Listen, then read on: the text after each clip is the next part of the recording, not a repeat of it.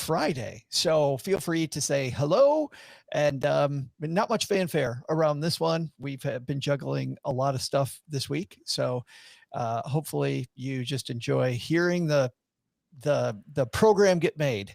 So here we go. Doug, you ready? I'm ready.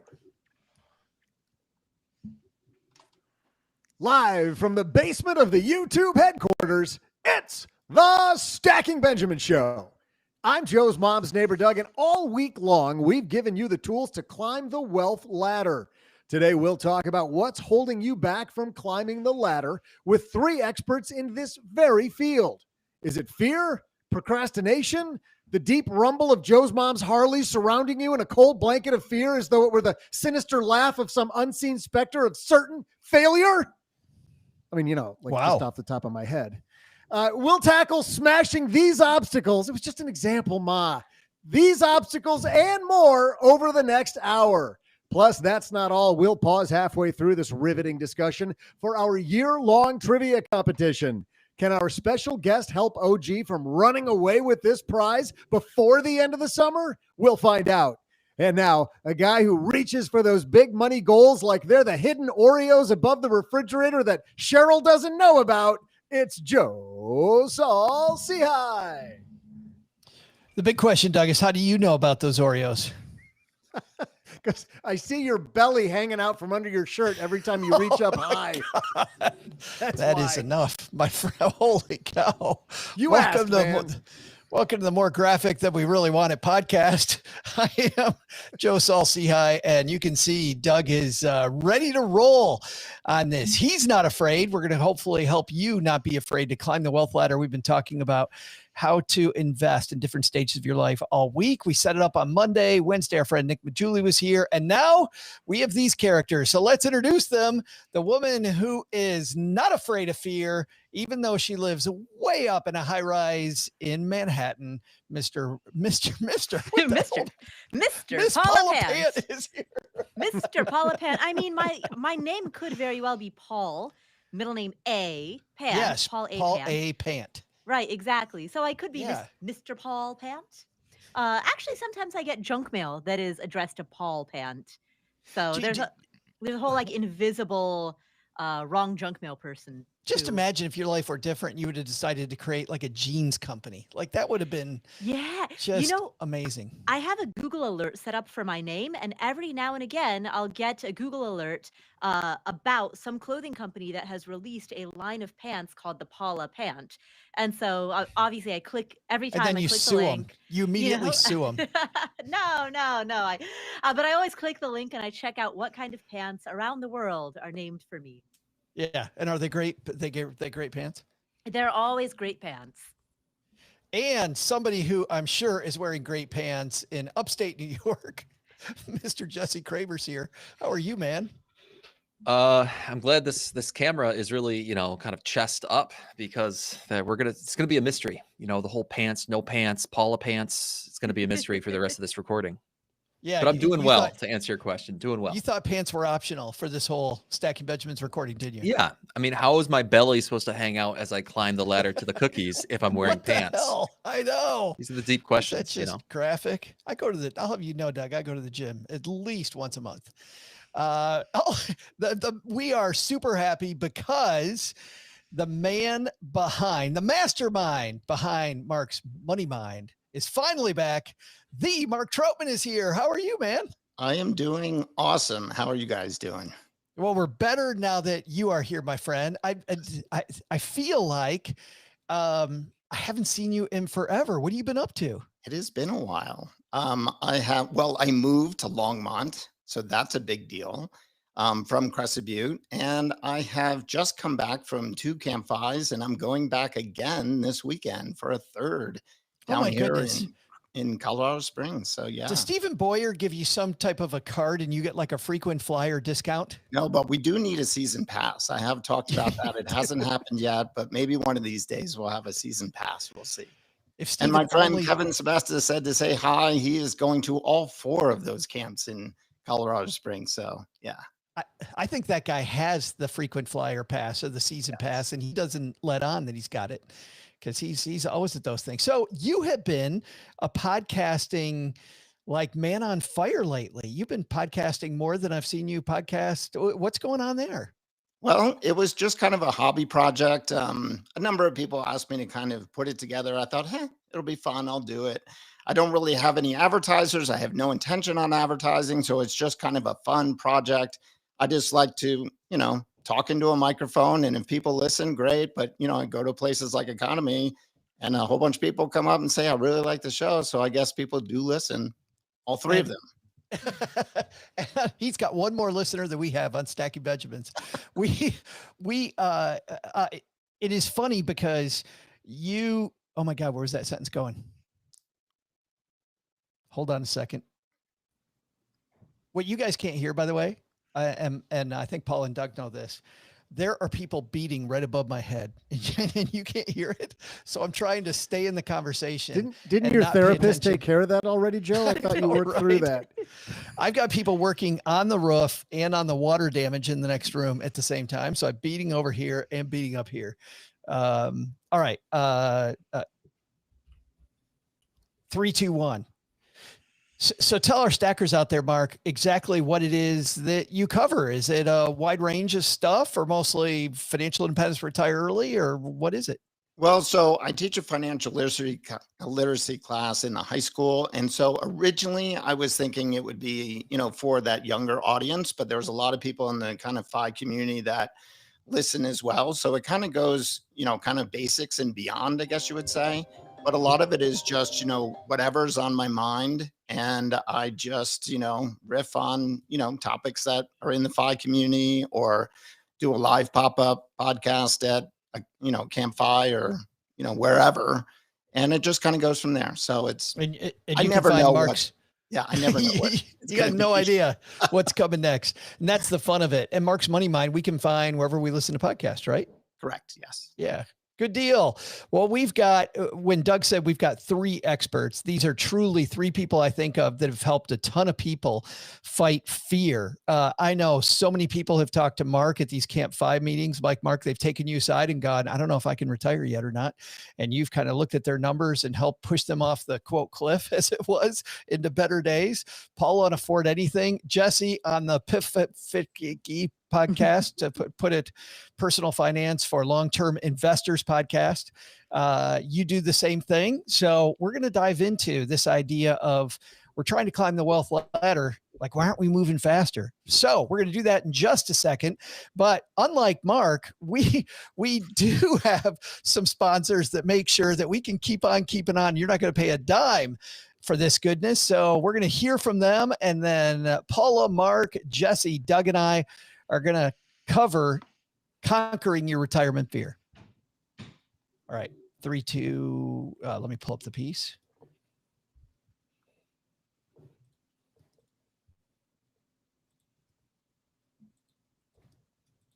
Come on, baby. All right.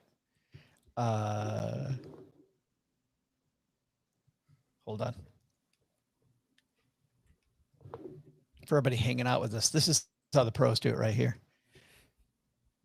All right. 3, 2, 1. The inspiration for today's discussion comes to us from a blog post. And again, like one that we did just a couple of weeks ago. This is from all the way back in 2016. But what I found amazing was how much this still applies today. So many of the same concepts from 30 years ago, 20 years ago, 10 years ago, not changing. There's so much less that's quote new than we think there is. And the thing that caught my eye was that this blogger's headline was "Fear will hold you prisoner. A diversified portfolio will set you free." I'm like, wait, what? A diversified portfolio set you free from fear? But let's talk about what really happens when fear holds you back. Mark, I mentioned before we got rolling that you've helped people one-on-one at Camp FI. You've sat with them, you've encouraged them to jump into the great unknown. What is this fear holding people back from that they're not experiencing in their life? Well, I think for most people, fear is in the financial independence community is running out of money, right? That's the main fear, and there are ways to solve that, certainly. But the other thing is you're trying to solve for a timeline with an unknown end date, and I think that's usually the biggest issue for most people is will my money last and how long am I going to live and so forth. And I kind of have gravitated. I've been retired now for 10 years, and that was kind of one of the things that I was concerned about at the beginning. I have been listening to another podcaster who is actually a professor up at CSU that my daughter went to. So that was actually how I found that first podcast called the Retirement and IRA Show. But they talk about kind of solving spending for your kind of what they call minimum dignity floor, but I call kind of base good life, kind of the Roger Whitney base good life approach. And you can do that through, especially somebody like me that's older, part of it is Social Security. If you have a pension, that's part of it.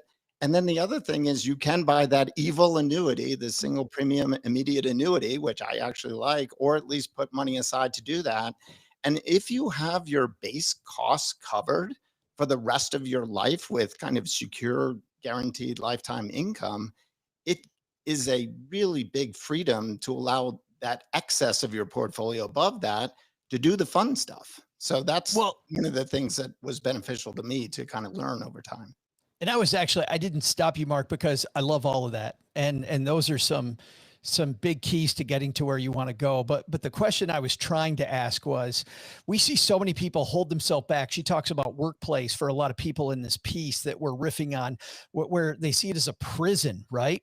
And you get out of this quote prison, and now you've got this whole different life. But for you, when you retired, like, what did you get that you didn't have before? Because I feel like most people, when they're afraid, it feels like they're stepping out in the unknown. But truthfully, I think it's holding people back from this world of opportunity that they could have if they just push through the fear. Right. The biggest thing is time freedom.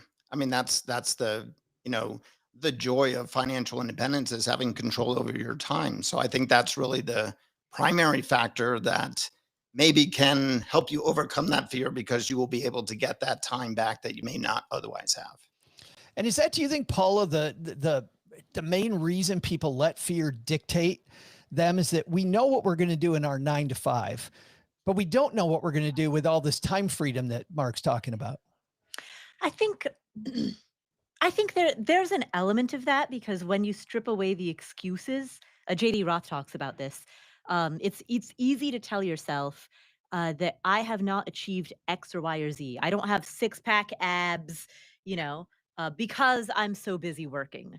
And then when that goes away, you're like, well, I don't have 6-pack abs because I like to sit on the couch, And so, like, once your excuses go away, you're left facing the truth. And I think deep down, many people know that. And so there is an element of fear that comes from that. You mean we're afraid we're going to have to look in the mirror and see that there's a little BS going on? See the flabby abs. Yeah. Yeah. What is it? The shirt sticking out over the belly sticking out over your. It's just not even a thing. I'm so glad I started that. It is not even a thing. I don't know what the hell. But Jesse, what's interesting that I found, especially for some engineers, is that when you give them numbers, maybe it's the numbers sometimes help people push through the fear, like just showing them in black and white, a third party going, you know what? It's okay to be afraid, but look at the numbers. You can actually do it. Some of the things Mark talked about earlier. For some people, I totally agree with you. Like, for some people, it is the numbers that will set them free. But for others, though, I don't know. I don't think that numbers really do it. I think it's maybe more just about like stories for other people that do it, whether it's like a cautionary tale that will help them show, maybe what will happen if they choose not to break free from their career or something like that. But yeah, ultimately, end of the day, I was as you were asking Mark and Paul these questions and going through the answers, I was kind of listening myself, and sometimes I think to myself, there's this little like bit of existentialism that we all have somewhere in our brain, where it's like it's the same thing that I think it's the same thing, the same reason why some of us think that the world is going to end.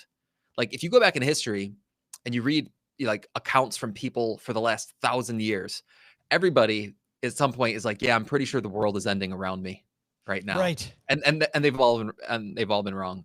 Uh, and it's like, okay, now that I'm approaching middle age, maybe I'm there. I don't know. I'll let you define it. But I kind of feel that too. And I think there's something there where it's like people are just worried that bad luck is going to strike them and the worst outcome is going to strike them. And I tell you what, if I'm about to retire tomorrow and part of my brain is convinced that bad luck is about to strike me, well, maybe I won't retire then. The safe choice is to stay employed. So I think there's some sort of, I'm not a psychologist. I just watch them on TV, but I think there's something going on there. Yeah. How big a part do you think, Mark, just the fact that the status quo, life is okay. Like the fact that life is a 7 out of 10 holds us back. Like, you know what I mean? When things are good enough that it's okay, you realize it's not great, but also it could get worse. Yeah, change is very hard for people. It is usually easy to just stay with what you're doing and not make any major changes. And I think that, I would say that was for me, there was like a major kind of not event, but situation in work that I just wanted to get, away from. And that was kind of the, in, you know, impetus to leave. So usually it's were you something working big. with Doug? Were you working with Doug? Is that what happened? No, no, no, no. But and I had mathed it all out. But again, like you were saying, or like Jesse was saying, you're always like, well, what if this happens? And what if this happens? And I find people in the financial independence community are always, kind of calculating everything on the absolute worst case outcome. And I can say after being retired for 10 years, it didn't happen to me. In fact, it was actually a good wind at my back. Now, that may not happen for everyone going forward, but certainly the worst case didn't happen. And many of those worst case scenarios really just kind of fall by the wayside. But that is what most people, especially kind of the engineering kind of math brain people, worry about. And for the most part, at least all the retirees that I know that have been kind of doing this for a decade, not only was it not bad, but it was actually really good. Now, of course, we had a great, 10-year period over the last 10 years. That's part of it. Sure. But you know what, Mark? I've been to a few Camp Fives, nowhere near the number you've been to, but it feels like, so every time, for people who haven't been to these camps, Stephen Boyer, the creator, he lets people suggest topics, and then you do breakouts based on usually 3 or 4 different breakouts based on just what people want to talk about. And I think, Mark, every single Camp Five I've been to, 1 more year syndrome is one of the topics that rises to the top. And 1 year more syndrome, for people that don't know what it is, it's, I'm just going to keep doing it 1 more year. The math already works out. Everything looks fine, but give me 1 more year. Like, what do you notice that too? That's at almost every Camp Five? Yeah, it's usually frequently the case study participants. That's what they're struggling with. So should I work 1 more year?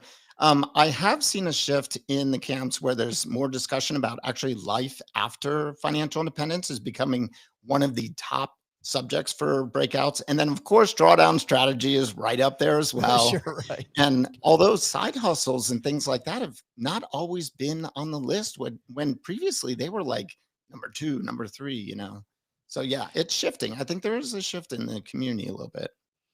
Yeah, and that's interesting, Paula. I do think, to Mark's point, that if we just examine what we would do after, that may calm us down, like bleeding retirement or whatever the next step, life away from whatever this thing that I'm in now, like dreaming more about that will help us make the switch and maybe calm some of the fear. Yeah, I think it turns fear into excitement, because then you're not retiring from something, you're retiring to something, and I think if Wow, you're did you just create that TM? We got to put a TM after that. Oh, Never no, heard no. that before. Many minds before me have said that. But I think that if you are simply trying to escape a bad scenario, like let's say you work with Doug, right? Right. Oh yeah. Uh, I can see you're all Sorry. having a good time Oh, oh, I'm glad, Paula, I'm glad we started that one. oh. I love you, Doug. But no, let's say you're trying to escape a bad scenario. All you're focused on is getting out of this bad scenario, because the day-to-day experience of your life is being in the muck and being in the stress. And so it's really hard to see what's next, because all you want is the absence of what is. And so the more that you can think beyond that, the more that you can think, all right, you know what? I'm going to volunteer with animals and, I'll be fostering puppies and I'll be going to the gym and I'll be planting a garden. And, I'm kind of interested in writing children's books, right? Um, yeah, the more you think about that, the more that fear turns into excitement. Jesse, you work in a financial planning practice. Back when I was a financial planner, it always drove me crazy when people would say, "Oh, I'm going to travel and play golf." Well, like that was for a lot of people the default answer. And I thought what Paul is saying, where you're getting more gritty about what you're going to do, was so much better than just saying, yeah, I'm going to travel. Like if we give it some actual thought, even if you're going to travel, listing off, 10 places you want to go and where you're going to stay and the things you're going to do are so much better. You got to see the same thing, I would think. Yeah, I mean, the word that comes to mind is purpose. And as much fun as traveling or playing golf is for some retirees, it usually doesn't scratch that purpose itch. And that's why eventually it kind of becomes a little more hollow than they would have otherwise anticipated. I will say, I mean, occasionally I'll hear a story from someone who's like, well, I've always loved golf. Right now I'm a 15 handicap, and my mission in retirement is to get down to like a single digit handicap. And that actually, as kind of, maybe if you're not a golfer, that sounds shallow to you, but for some people, that's enough purpose to actually drive them, which is Sure. kind of interesting. But for most people, there's got to be something that's a little more purpose driven in their retirement, whether it's volunteering and teaching, contributing your time to some sort of nonprofit. Spending time with grandkids is a huge one, right? That's the reason why a lot of retirees maybe relocate to be closer to family. But that's one that I think a lot of people, they think of the leisure. I've used this metaphor before where if you're taking a 2-week vacation this summer, like, what you're going to do in those 2 weeks. And a lot of people accidentally or maybe inappropriately, they think of retirement as the series of week-long vacations. So I'm going to go golfing. I'm going to go eat some nice dinners. I'm going to have some drinks on the deck. And it's like, well, that's not really what retirement is. There's something more to it. Anyway. No, Jesse, Christine Ben's book full of interviews last year where they began with treating retirement more like a job. Like my job is to get to a single digit handicap gives you this timeline. Last week, we talked about good goal setting and setting smart goals, which everybody's heard of, but people don't do all that much. And you start to see the milestones on getting there, and you start thinking about your technique and the things that you're going to do, like applying that to anything in retirement. All right, back Mark, to you and where you were headed though. This woman, this blogger says that a diversified portfolio set her free. Can you explain? I don't want to get too much into this piece because people listening don't have it in front of them, but how the hell does a diversified portfolio help free you from fear in moving into retirement? Yeah, I didn't quite get that link by reading the article necessarily. I didn't either. I'm like, what? Wait, what? Because there wasn't a lot of, discussion behind just the headline. But for me personally, I have found that having, a resource of cash within my portfolio gives me, reduces my fear. Like I know where my paycheck is going to come from for a period of time. So in the retirement phase being, whatever it is, 75-25 or 60-40 or 80-20 or whatever.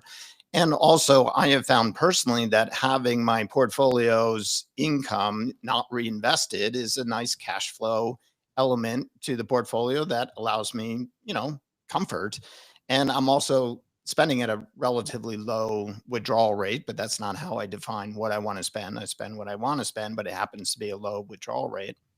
And so that gives me comfort. And I guess if you had real estate and you had cash flow coming in from those properties, that would give you comfort. I have a friend, his approach to financial independence was owning a number of properties, and he gets comfort by the fact that all these rents are coming in from a diversified portfolio, and that lets him, be retired. So, I mean, it doesn't have to be just from a portfolio. It's just, where is the cash coming from and how are you going to access it, whether it's cash flowing property or cash flowing assets or having, potentially a more conservative portfolio. So I think those are the elements of making people sleep well at night and being comfortable.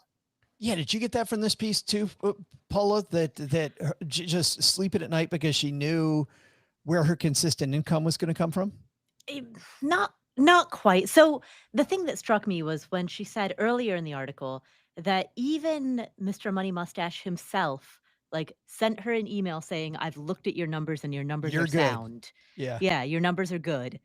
And even that was not enough to make her fear go away.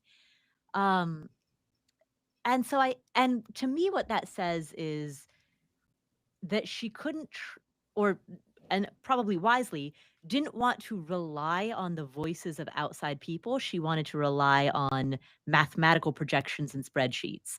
So if an outside trusted person was saying, "I've looked at your numbers and they're good," mm, she doesn't want to just take his word for it. Versus if she herself has a diversified portfolio and can see historically, like, what's the standard deviation on this? What are the range of possible outcomes? All right, let's model this out. Um, what if it performs at the worst that it's ever performed in the last 50 years? Um, what I took from it was that when she saw what that portfolio might be able to produce, knowing that it was diversified, knowing that she didn't have, excess concentration of risk, she was better able to, calm down. Is that something we should be asking our financial planners, Jesse? I mean, should we be asking them not just to help me project and sign off on it, but explain like the mechanisms by which we're going to make this retirement income stream a reality? I think it's important for people to understand. It's like, right. It's not enough just to trust if you are working with a financial planner, a professional. It's not enough just to like trust them and trust that they have their hands on the wheel. That's a really good start. But it's always better if you as the client feel like you truly understand what's going on underneath the hood.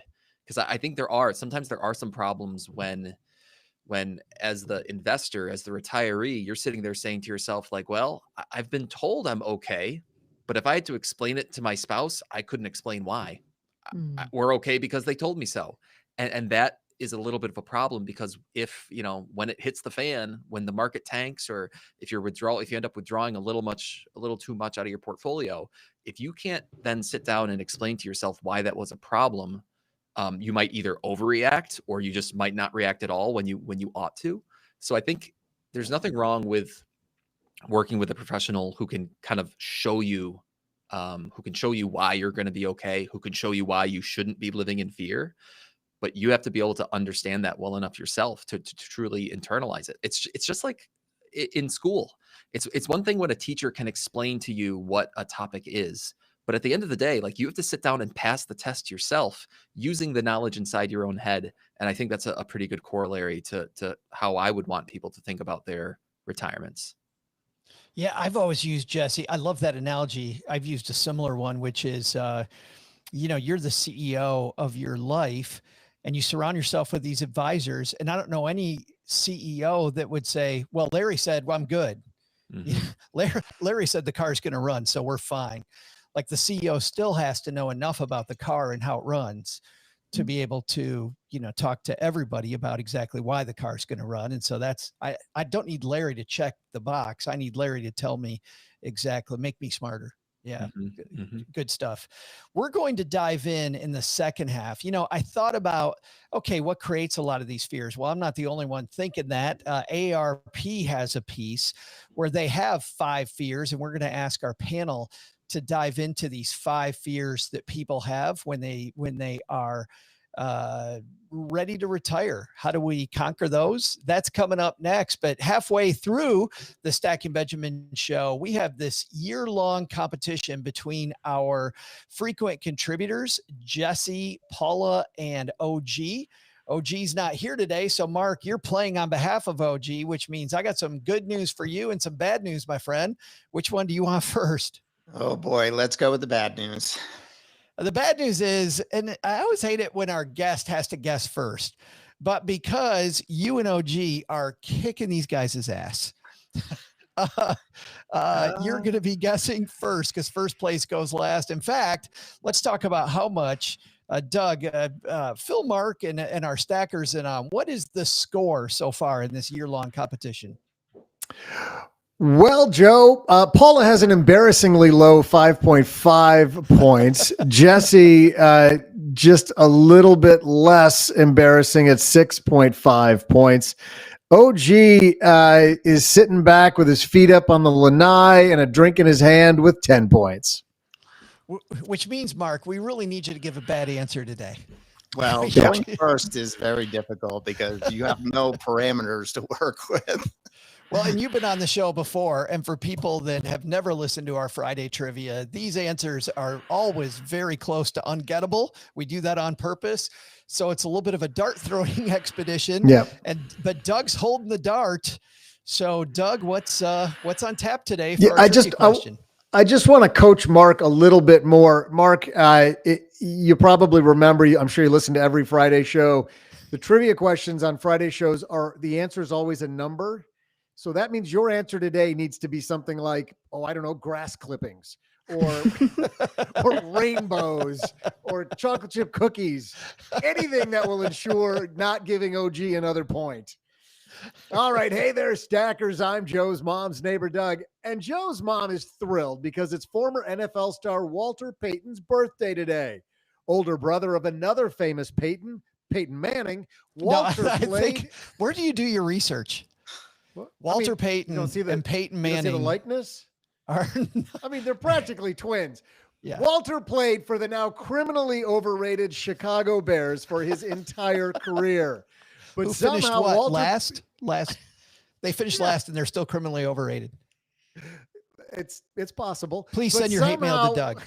Please, Chicago fans. The entire city of Chicago. But somehow Walter Payton found a way to still become the second highest paid player in the NFL during the 1979 season, which was also when he made more money than he did in any other season. So here's the question. While the most his brother Doug, Peyton meant, yeah. Doug, I forgot to take that line out. So Steve, take that line. He actually made more later. Okay. So, okay. Yeah, Steve will take care of it. Do you want me to redo it? No, Steve, just take care of that and pick up after that line. Yep. 3, 2, 1. So here's the question. While the most his brother Peyton Manning earned was a whopping 16. You still don't. Not brother Peyton. Pretty sure they're brothers. Anyway, they got the same name. How could they not be brothers? Anyway, Peyton earned a whopping $16 million in 2016. How much money did Walter Payton earn in 1979 when he was the second highest paid player in the NFL behind O.J. Simpson? I'll be back right after I begin writing a resume for the NFL to see if maybe I could host NFL shows as well. You got to admit, NFL could use a guy like me. Yeah, they absolutely could. There are days that I wonder about just shipping you off to the NFL or somewhere. Well, after Paula, come on, after he makes a statement about my stomach. Now I feel bad because it's pick on Doug day, and I was part of the problem. Oh my God, Doug, how do you do this? How do you do this? All right, Mark. I almost said Peyton Manning. Walter Payton, 1979, second highest paid player. How much did he make in 1979? Is this in today dollars or 1979? That's in 1979 dollars. Yeah. So I have to do some math. Well, I am going to go with 16 million today dollars. How about, I'm going to use some of my favorite numbers. $2,280,000. $2,280,000. Jesse, what do you think? High or low? I'm going to go lower. I'm going to say $250,000. Wow, you went wait. Why so low? I can explain. There's definitely a strategy there. a little bit is setting the uprights for Paula, but then also, so Peyton Manning, brother of Walter Payton, made $16 million in 2016. Nope. So 37 years earlier. That's we're talking about 1979, 37 years earlier. So I kind of sat to myself and I said, okay, star players 37 years apart. how many times did the average salary in the NFL double over those 37 years? And I think the NFL, kind of professional sports in general, I think have grown much faster than the pace of inflation. So I'm guessing that the average salary doubled about 6 times over those You're giving 40 Paula years. some I was help, just going to right? say, what the hell are we doing? Do you think I'm not seeding false information in here as well? All right, So- Paul, you got to parse through Jesse's BS to figure out. Yeah, What no, else is new? my guess is going to be very simple. I'm going to say that if this guy was the second highest player in the NFL, then even in 1979 dollars, I would think it would still be over 2 mil. So Mark's guess was what? It was 280. 2,280,000 was Mark's guess. Yes. So mine will be 2.28, yep. 2,281,000. 2,281,000, 202,080,000, and Jesse, you were at 250,000. So wow, Yeah, big so difference. I'm taking Jesse, the over. Jesse versus Paula and Mark. Who's right? We'll let you know in just a minute. All right, 3, 2, 1.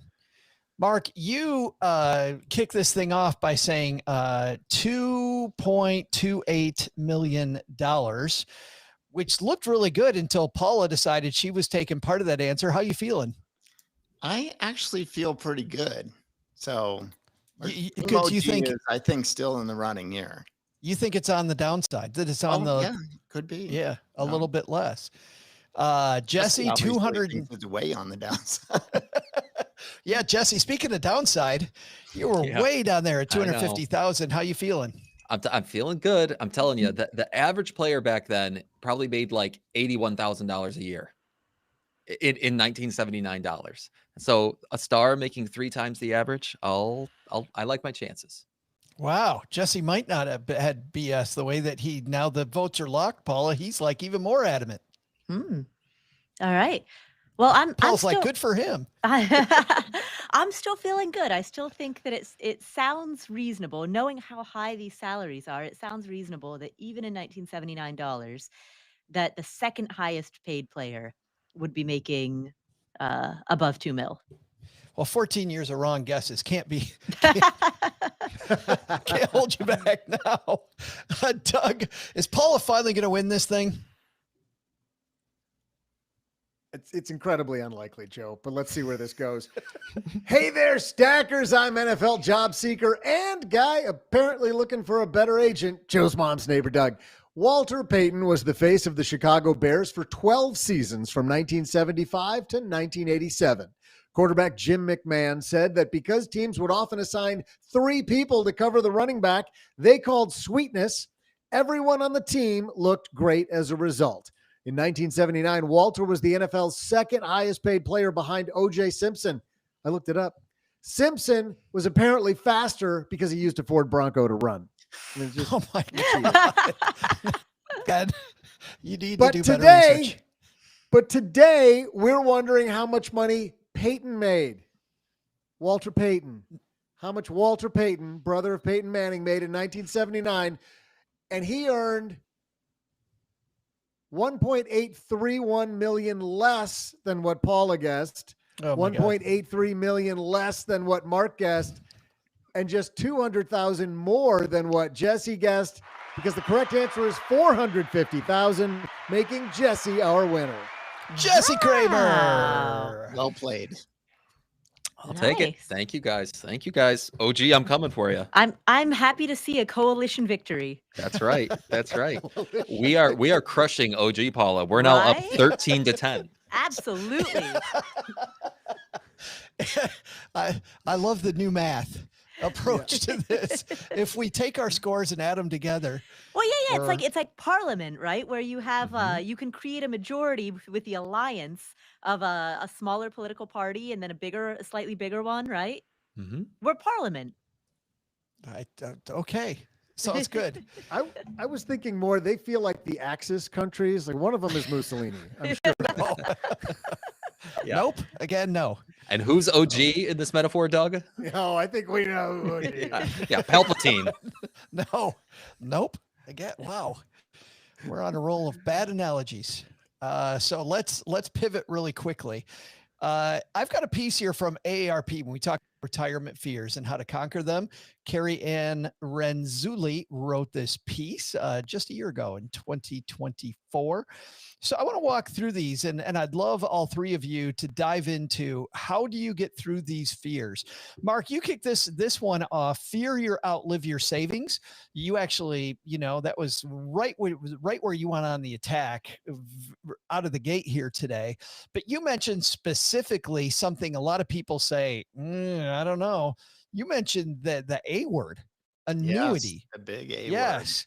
Where does an annuity fit in this retirement diversified portfolio? Well, I think of it this way is that we're solving for this unknown end date. And certainly Social Security does that, right? It's COLA adjusted, it'll pay as long as you live. Again, with all the caveats, I know people think it's not going to be there, but I'm not going to go down that road. And buying a simple, straightforward, plain vanilla, single premium immediate annuity that are not sold, they're bought because there's not a lot of commission in it. I call them the index funds of annuities, is literally like buying more social security, but unfortunately without the cost of living adjustment. So, but it's a nice add-on, and it's kind of like a reverse pension. Instead of taking the lump sum, you're just buying more pension, and it's a personal pension if you think about it. So why not add that to your social security stack if that will help you cover your base good life needs for the rest of your life? I think especially for a very conservative investor who very risk averse investor, Mark, this could be a lifesaver. Yeah, I look at it, and actually, it's not as expensive as you might think because there's a lot of mortality credits and so forth. And I've mathed it out for myself. I will turn on my Social Security at age 70, and I've done is set aside a certain amount to buy that single premium immediate annuity. But I'm going to let my 70-year-old self make that decision. If I don't make it to 70, it doesn't get bought. But I'm just going to push some money off to the side to allow myself to buy that if and when I make it to 70.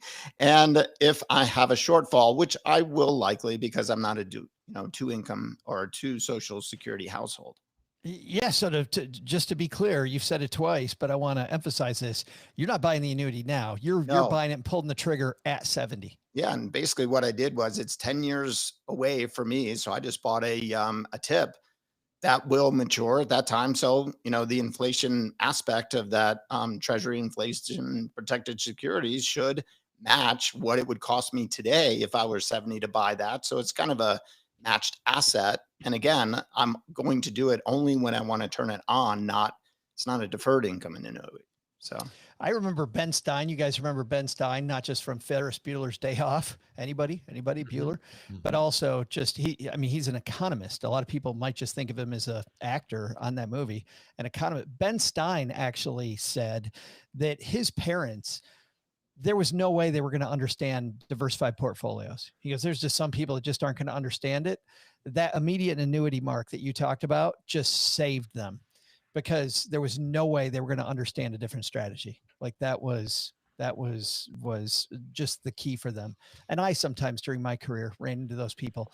What's another way, Paula, that you would get rid of that fear that you outlive your savings? I'm a big fan of rental properties. I mean, I know I didn't know that. I know that shocks nobody. But and Mark, you made this point earlier. There's a certain comfort that comes from knowing that you collect rental income and that rental income is, generally speaking, relatively predictable. Of course, there are going to be vacancies, there are going to be unexpected major capital expenditures, but for the most part, particularly if you have a diversified portfolio of multiple properties, and so you're not overly reliant on the performance of just one property, um, you you then have, let's say, 8, 10, 12 fully paid off free and clear units and cash flow fairly well from that. And what I like about rentals is that the income, e- even if you purchase rentals such that the total return, right, which is the unleveraged total return, so the appreciation on the home plus the quote unquote dividend or income stream that you get from the property is about equivalent to what you would get in, let's say, a total stock market index fund or an S&P 500 index fund, right? So even if you buy rental properties with that criteria in mind, the return that you get on that rental property biases towards the form of cash flow. And so it then, I think, psychologically becomes a little bit easier to spend it because it's not like you're selling off a portion of your portfolio. You're simply collecting a bigger dividend, so to speak. Which is, it is wild, Jesse, because there are some investors that are so mortally afraid of selling any of their portfolio during retirement. And I remember when I was a planner, dude, I could tell the client all day, you're going to outlive your money. You're fine. But just this idea of selling some of your portfolio scares the hell out of them. How do you get rid of that fear? Yeah, it's been a hot topic recently. I feel like in some personal finance podcasting circles is that idea of, I've been buying assets my entire life, and now I just can't flip the switch to selling assets. Instead, for Yeah. example, if it's stocks or if it's a stock bond portfolio, it's like I'm only going to live off the income. I'm never going to sell the underlying securities. So how do we get over that fear? It might take some time, but essentially, like, I got to believe that 99.9% of retirement plans, they only work, or at least one of the foundational assumptions in that retirement plan the entire time it was being put together was that, yeah, you were going to slowly but surely sell off your assets at a reasonable and responsible rate to and through, well, maybe not to, but throughout your retirement, right? Once you need income from your portfolio, the way I think about it is stocks are the easy example. There are two ways. There are exactly two ways that stocks provide a return to those who own them. One is through a dividend stream, and the other is through capital appreciation. And the only way you can really recognize the capital appreciation from your stocks is by eventually selling them. So it's just part of the process. And it certainly doesn't mean that your retirement plan is any weaker or anything like that because it depends on you selling assets. It's a feature, not a bug. It's by design. This blogger, to your point, I mentioned, wrote this in 2016. They were surprised that when they retired and they set up that withdrawal stream, Jesse, which included selling assets, they were spending $40,000 a year internationally in low cost of living countries. Their portfolio still made it in our $26,000, even though they were selling. Like maybe it's the people from Missouri. You got to show me. Yeah. I mean, it happens more often than not. And that's another just a good tidbit for investors to keep in their back pocket, for retirees to keep it in their back pocket, is if they're following one of these 4% rules, 4.5%, 5% withdrawal rates, whatever it may be. And then they have, I know in this particular blog post, it was a 60-40 portfolio as the example. I mean, on average, a 60-40 portfolio returns 8 to 9% per year. It won't do that every year, but that's what it's done historically. So if you're withdrawing 5% and your portfolio is growing at an average of 8%, more often than not, your portfolio is going to outgrow your withdrawals on an annual basis. So again, that's something to expect in retirement, not necessarily to be surprised by. And I think it's also a reason to set milestones, right? My portfolio, even if it is shrinking, it can shrink to here and I'm going to be okay. It can shrink to here. I'm going to be okay. Those milestones, I know, go a long way. Second point on here, Mark, fear that you'll lose purpose. I mean, this is kind of where we began. I had a purpose at work. I'm not sure what my purpose is going to be after. How did you fight through the purpose game when you jumped off the retirement cliff? Yeah, well, actually, when I retired, I actually went and got my CFP because I thought I needed to do something. You know, I couldn't just sit idle and do nothing. And that was just to be on the show, wasn't it? You went to your CFP so you could. Yeah, I mean, isn't it a requirement? I thought it was, right? No, okay. But I actually have not used it after I retired because I realized I didn't need the income. But it does allow me to do some things kind of in the educational space at my local high school and some other things I've been working on. And it gives me that kind of credibility, I guess you would say. So, yeah, I mean, I guess I did need some purpose, and I still have this purpose of helping younger generations, understand this stuff.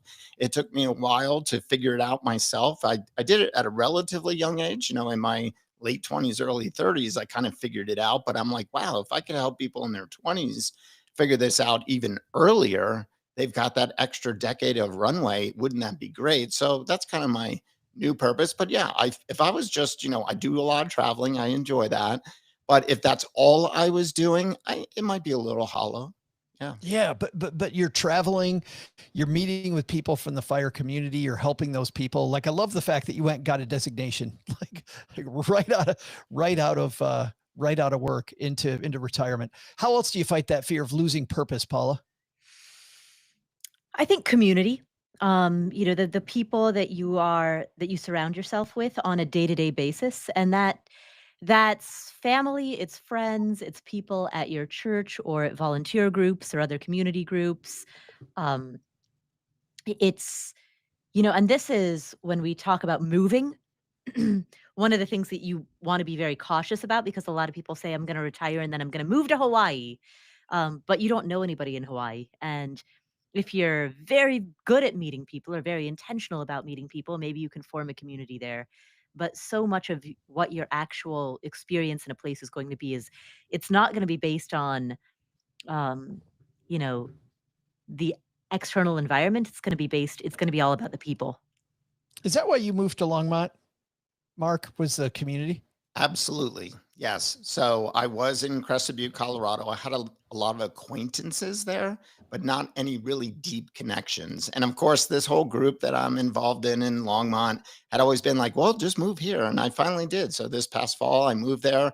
It's been a phenomenal experience. It was one of the best decisions, if not the best decision I've made in my life.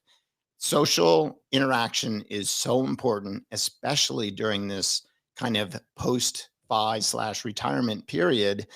And what I found was back in Crested Butte, a lot of people are working. It's very difficult to make it work there. It's a very high cost of living area. So people weren't just around.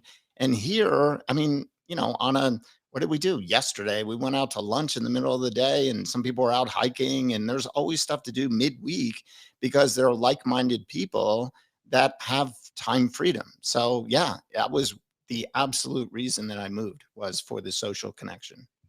What do you see, Jesse, from the most successful retirees your firm works with? As far as purpose goes, like on this purpose axis? Yeah. Yeah, I'm trying to think. It's a good question. Yeah, I mean, I can think of a few examples of people who they're sitting on nonprofit boards. They're still doing plenty of travel. Like, don't get me wrong. They're doing plenty of the travel stuff. They're doing plenty of, the fun leisure type stuff like golf. But you're right, they're sitting on nonprofit boards. There a lot of interaction with their family. In some cases, they're even maintaining connections to former colleagues and like former work relationships. Really getting kind of into the community more. Like supporting things around here, Rochester, Western New York, stuff like that. Those are all some examples that come to mind. Just staying flexible, staying open-minded, I think is another one, because there's a honeymoon phase too, right? I do think there are some people who during that first year, during those first few months, maybe even a few years into retirement, they can kind of overload on the leisure activities and they feel fine by it. But that honeymoon phase eventually wears off, and purpose needs to play a bigger role. A lot of people too, it's better to earn your fun, if that makes sense. Through people, I just think a lot of people end up feeling better if they're like, yeah, I went and took my walk this morning. I volunteered at the dog shelter midday, and now I'm going to go play 9 holes because I've kind of done my work for the day. So anyway, finding that kind of balance and staying flexible is pretty important. No, that's great. The research of a gentleman named Ken Dykewald talks about that honeymoon that you're referencing, Jesse, that the first 18 months, he writes, for the average person, they're in this euphoria state, which is often followed, if you haven't addressed purpose, by one of the deepest, darkest depressions you've ever had. Just for people that don't go down the purpose trail. And I will in the show notes include a link to our discussion with the creators of a great documentary called Join or Die, to all of you referencing community, because all the statistics around longevity and community that you all three referenced are huge. And I feel like we tend to isolate when we get there. There's 2 more on here. I think we address being lonely, which is another fear, but there are 2. One is around healthcare and the other one is around long-term care. So generally, Jesse, people are really worried about their health and the fear of, I'm not going to be healthy in retirement. How do we push past that fear? Yeah, I mean, a couple things.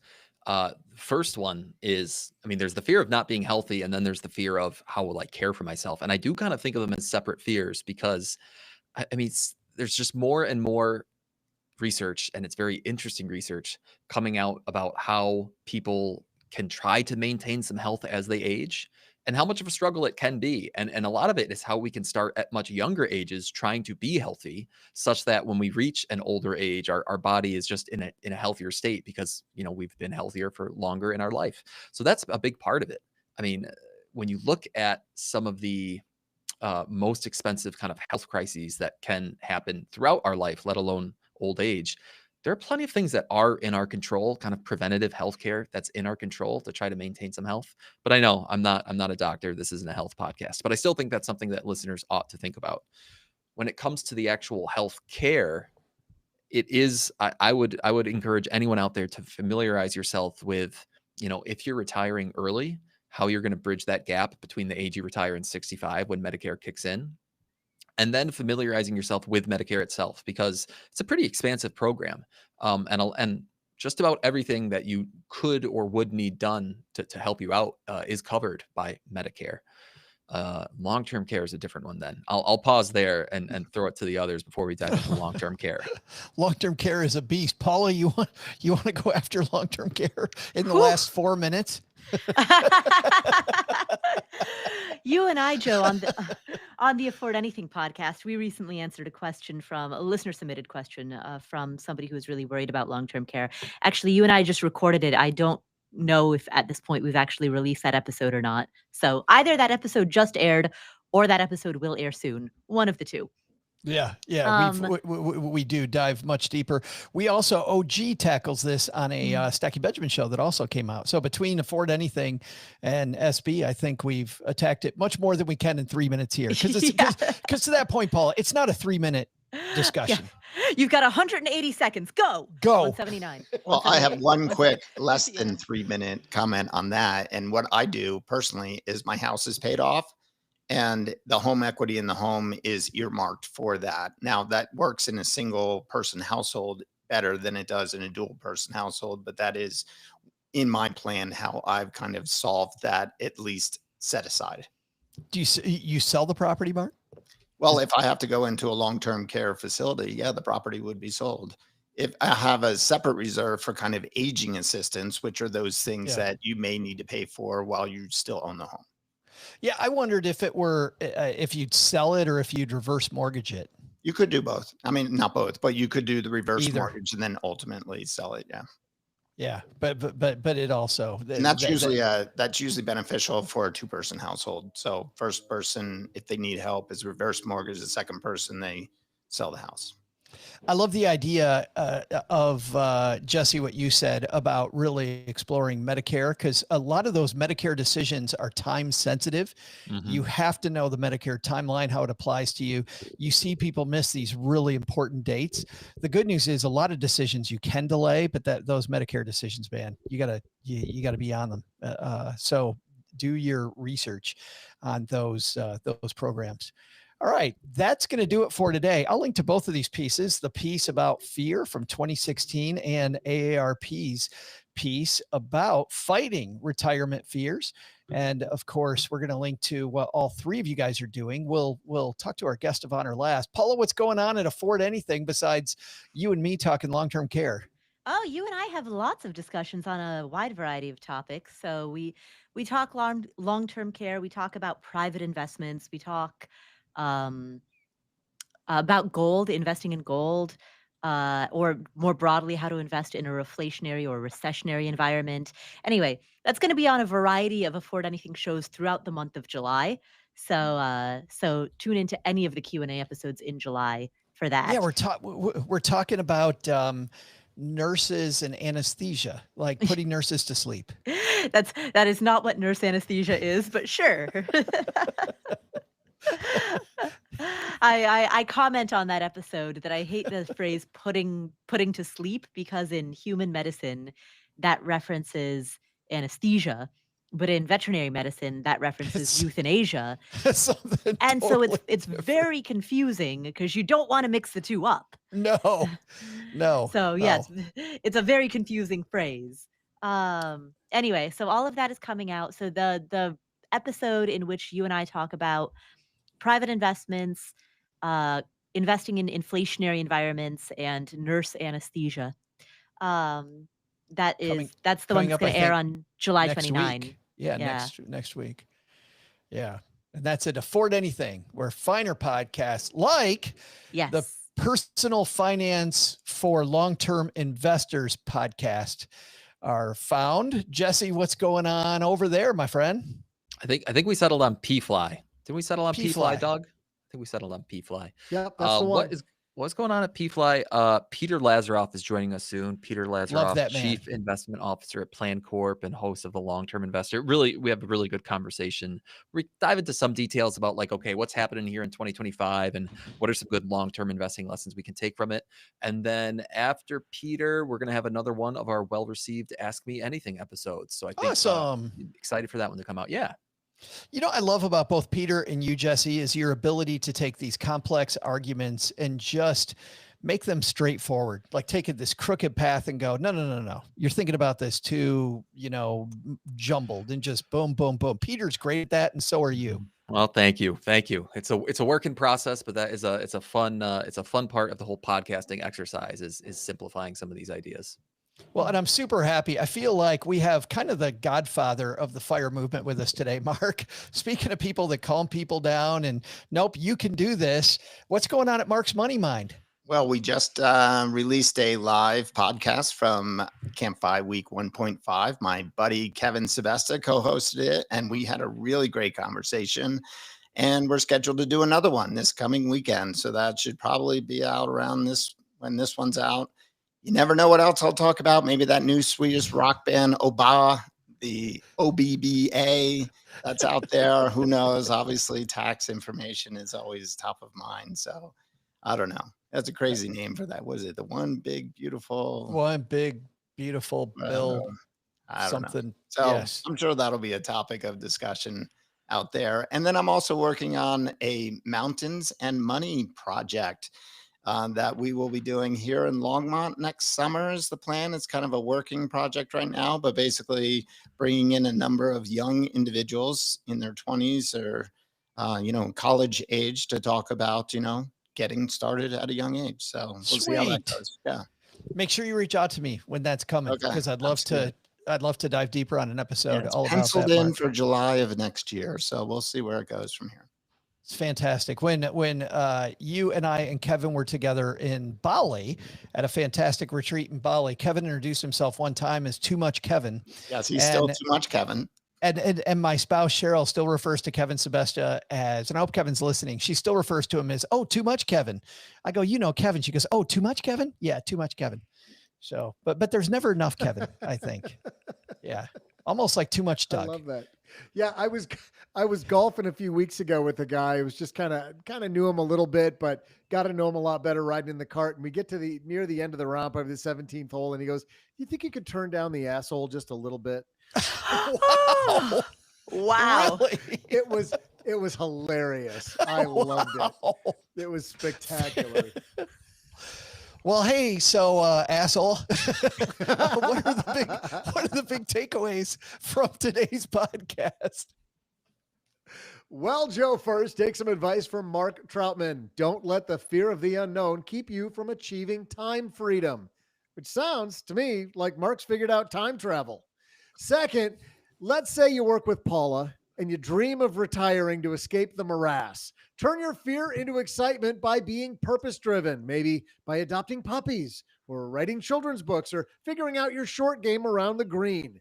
But the big lesson, when you call the NFL, don't tell them what you do at Stacking Benjamins. Apparently, now I'm on the short list to become the Buffalo Bills mascot. It's probably my physique, right? Thanks to Mark Trautman for joining us today. You'll find Mark's Money Mind podcast wherever you listen to finer podcasts. We'll also include links in our show notes at stackingbenjamins.com. Thanks to Paula Pant for hanging out with us today. You'll find her fabulous podcast, Afford Anything, wherever you listen to pretty good fun. Pretty good. I screwed that up. Damn it. Because we already said finer podcasts. You'll find your podcast in all the places. Thanks also to Jesse Cramer for joining us today. His podcast, Personal Finance for Long-Term Investors, better known as the P-Fly Podcast. Tune in to hear Jesse wrap all his financial advice. Wow. That's a Doing wrap. it. We did it. Nice job, everybody. Thank you so much for hanging out with us, guys. We hate to podcast and run, but Jesse's got a time commitment, so we're going to say goodbye. All right. We'll Thanks, see guys. you later. Yep. All right, hold on, Mark. Bye. Yeah.